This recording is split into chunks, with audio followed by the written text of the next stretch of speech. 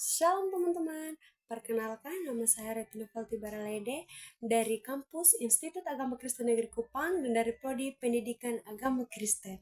Nah, teman-teman, pada video kali ini saya akan membahas tentang landasan teologi strategi pembelajaran online. Di sini kita tahu teman-teman bahwa di zaman sekarang teknologi itu berkembang sangat cepat dan dunia pendidikan juga ikut berubah. Proses belajar tidak lagi hanya dilakukan di dalam ruangan kelas saja, tetapi juga melalui media online seperti Zoom, Google Meet, dan juga Google Classroom. Sebagai orang Kristen, kita perlu memahami bahwa penggunaan media sosial dan juga teknologi dalam pembelajaran juga memiliki dasar teologis. Artinya apa? Artinya, pembelajaran online tetap dapat dipakai sebagai sarana untuk memuliakan Tuhan dan juga membangun manusia. Nah, teman-teman, di sini kita akan masuk dalam pembahasan yang pertama atau poin yang pertama, yaitu pengertian pembelajaran online. Teman-teman, pembelajaran online ini adalah proses belajar mengajar yang dilakukan melalui jaringan internet dan juga dengan bantuan teknologi digital.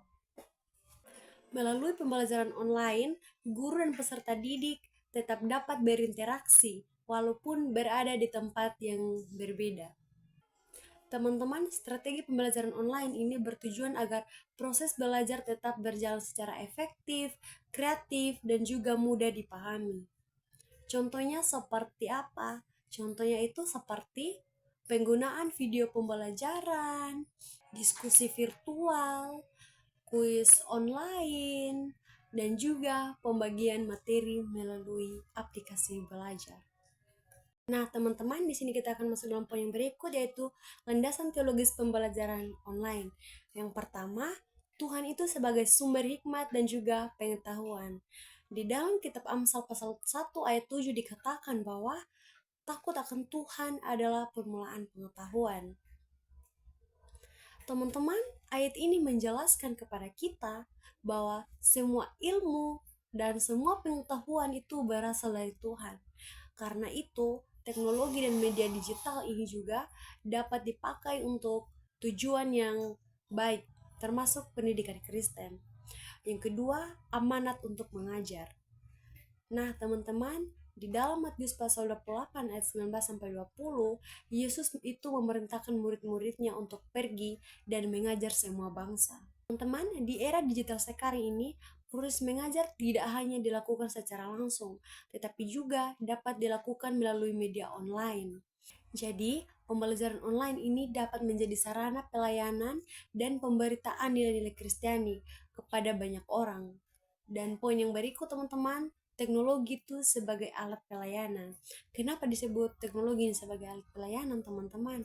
Karena teknologi bukan sesuatu yang harus ditakuti, tetapi teknologi ini tetap harus digunakan dengan bijaksana. Jika kita gunakan teknologi dengan benar, teknologi dapat membantu kita untuk menyebarkan pengetahuan, membangun karakter, dan juga dapat memperluas pelayanan pendidikan Kristen.